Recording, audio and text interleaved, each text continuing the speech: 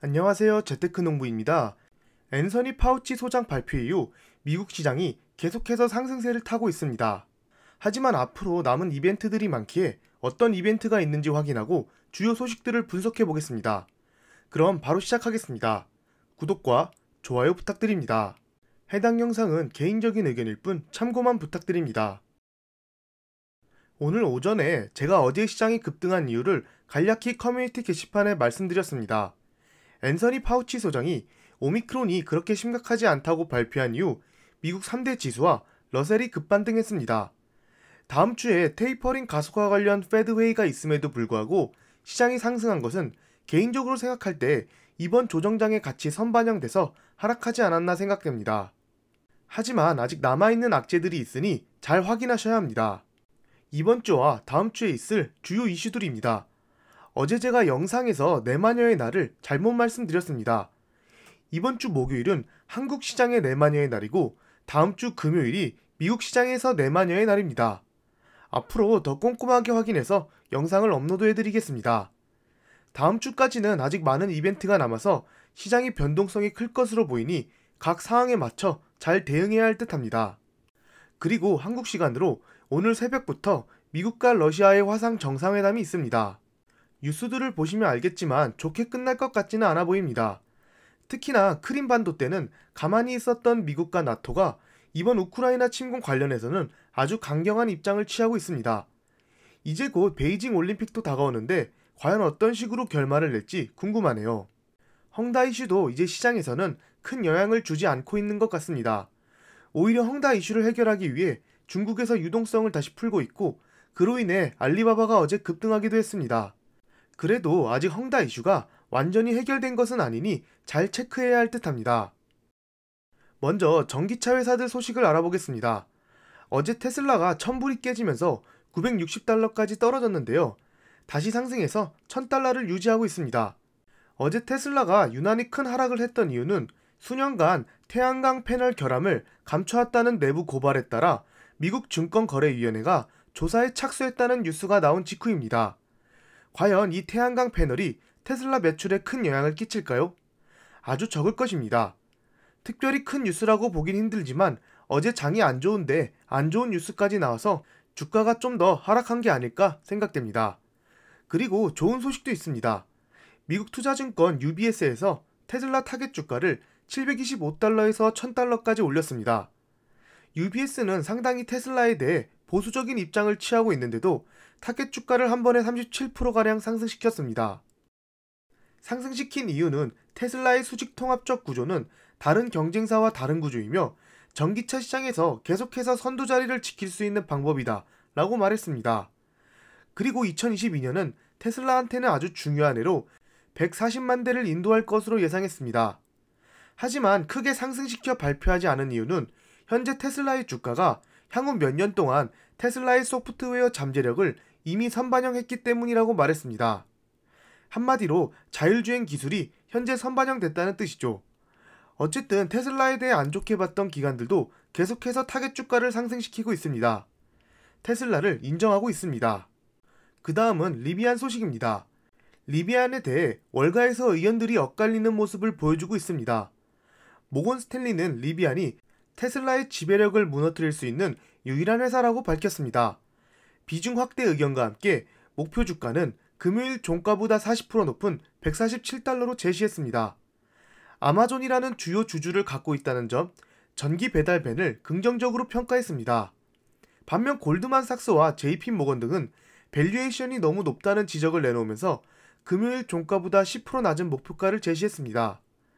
아래 사진에서 보이다시피 각 기관들에서 타겟 주가를 발표했는데 전부 계산해보면 평균 타겟 주가는 134달러입니다. 지금보다 15.5%가량 상승 가능한 주가입니다. 저는 리비안이 100달러 이하로 떨어지면 매수를 시작해보려고 했는데 거의 100달러 부근까지 왔다가 상승을 했습니다. 지금 가격은 조금 급등한 듯하여 안정을 찾으면 한번 매수해볼까 생각하고 있습니다. 그 다음은 루시드 소식입니다. 루시드가 미국 증권거래위원회로부터 올해 여름 상장을 위해 이뤄진 스펙 거래와 관련해서 소환장을 발부받았다고 전했습니다. 그래서 어제 거의 38달러까지 떨어졌는데 많이 회복한 상태입니다. CNBC 등에 따르면 루시드는 공시를 통해 SEC로부터 조사와 관련된 특정 문서 제출을 요청하는 소환장을 받았다고 밝혔습니다.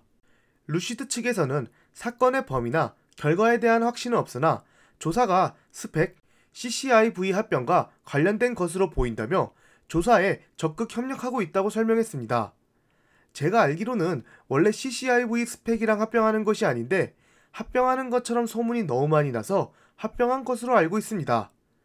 어쨌든 이미 합병을 했는데 어떻게 하기는 힘들 것으로 보입니다. 벌금 정도로 매길 것으로 보이며 루시드 기업 가치와는 크게 상관이 없지 않을까 개인적으로 생각됩니다. 그 다음은 애플 관련 소식입니다. 애플은 이번 조정장을 겪으면서 빅테크 주식 중에서 대표적인 안전자산으로 떠올랐습니다. 보시면 이번 나스닥 하락보다도 덜 하락했고 오히려 상승하는 모습을 보여줬습니다. 앞으로 조정장이 올 것 같으면 애플을 매수하는 것도 계좌의 안정성을 높일 수 있는 트레이딩 방법 중 하나가 될 듯합니다. 먼저 애플에 대한 타겟 주가들이 상향됐습니다. 투자회사 키방크가 애플에 대한 비중 확대 의견을 제시했습니다. 앱스토어, 애플뮤직, 애플페이 등이 속하는 서비스 부분의 매출 증가를 긍정적으로 평가했습니다. 또한 2024년까지 애플의 서비스 부분 수익이 1000억 달러 이상이 기록될 것이라며 전망했습니다. 그리고 모건 스탠리가 애플의 증강현실과 자율주행 차와 관련한 사업에 대해 긍정적인 평가를 내놨습니다. 모건 스탠리는 앞서 말씀드린 증강현실과 자율주행 차라는 산업 분야에 진출한다면 애플의 가치를 새롭게 평가해야 한다고 밝혔습니다. 그러면서 타겟 주가를 200달러로 상향시켰습니다. 안전자산에다가 배당, 그리고 성장까지 가능한 좋은 종목인 듯합니다. 그리고 이 뉴스는 애플과 로블록스와 관련된 뉴스입니다. 미국 법무부가 애플의 독점 금지법 위반 혐의를 조사하면서 로블록스에 대해 특별한 대우를 조사하고 있다고 밝혔습니다. 한마디로 애플이 로블록스한테 특혜를 준 것입니다. 로블록스 문제는 올 초에 열린 애플과 에픽게임즈 간의 소송에서 먼저 거론됐습니다. 당시 에픽은 소송 당시 애플이 로블록스를 특별 대우했다고 주장했습니다. 그러자 애플의 경쟁방해 행위를 조사하고 있는 법무부가 이 문제에 관심을 보이면서 본격적으로 조사를 진행하고 있다는 것이 이번 보도의 핵심입니다. 개인적으로 이 소식은 애플한테는 큰 영향이 없을 것으로 보이며 만약에 뭔가 특혜로 밝혀져서 로블록스에 대한 특혜를 없애면 로블록스한테만 안 좋은 영향이 갈 것으로 보입니다. 그리고 이 뉴스는 아주 방금 전에 뜬 뉴스입니다. 애플과 중국이 2750억 달러의 계약을 발표했다는 소식입니다. 중국에서 애플 기기와 서비스를 방해할 위협을 줄이는 협정에 서명했다는 소식입니다. 중국을 진정시키기 위한 용도라고 합니다. 아직 자세한 내용은 나오지 않았지만 당장의 애플 주가가 하락하지 않는 것을 보면 그리 중요한 내용까지는 아닌 듯합니다. 하지만 금액이 275빌리언 달러로 엄청 크므로 자세한 내용이 나오면 공유해드리겠습니다. 오랜만에 인텔한테 좋은 소식이 나왔습니다. 현재 5.5%나 상승하고 있는데요. 어떤 소식인지 알아보겠습니다. 인텔의 자율주행 자회사 모비라이가 내년 뉴욕 증시에 상장할 준비를 한다고 합니다.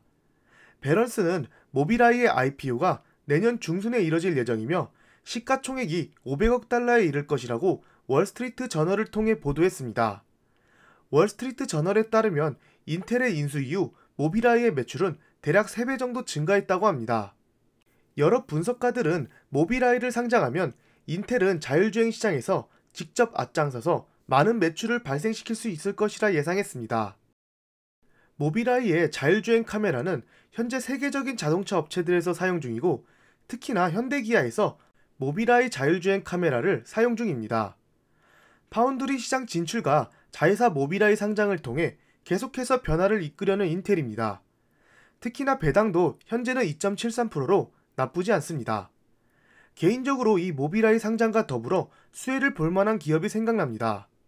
최근에 루미나 근황을 말씀드리면서 올해 9월 인텔의 모비라이와 루미나가 로보택시 개발 관련하여 파트너십을 맺었다는 뉴스를 공유해드렸습니다. 20년 12월 모비라이가 자체 라이다 센서를 만든다고 발표한 직후 루미나 주가가 급락한 적이 있는데요.